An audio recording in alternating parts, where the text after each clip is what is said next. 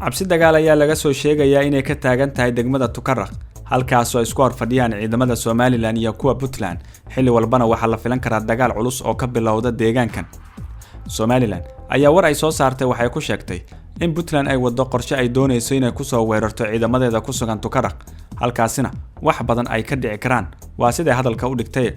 beesha caalamka iyo cid walba oo daneynaysa Puntland iyo Somaliland ayaa u sheegeen in dagaal walba oo dhaca ay mas'uul ka tahay Puntland wixii khasaare ah ay yimaadana lagula xisaabtami doono iyaga.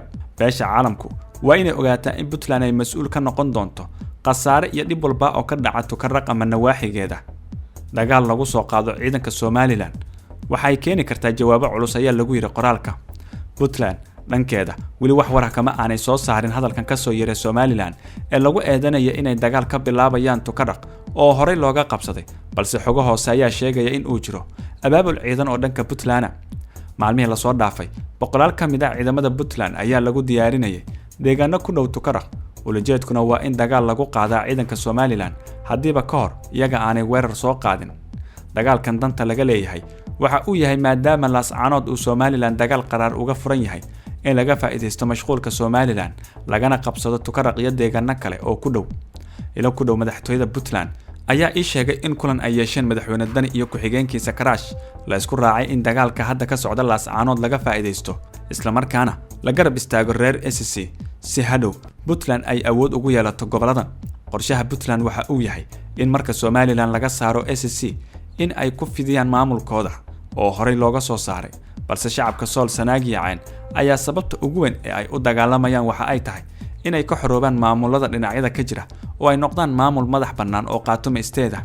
haddii ay dhacdo in Puntland ay weerarto Tukaraq waxa Somaliland ku furmaya laba aag dagaal oo waaweyn, halka falanqeeyaasha ammaanka ay qabaan aragtida ah in Somaliland ay mar walba bilaabi karto weerarka si ay u yareeyaan hubka ama taageerada reer Laascaanood ka helayaan dhanka Puntland.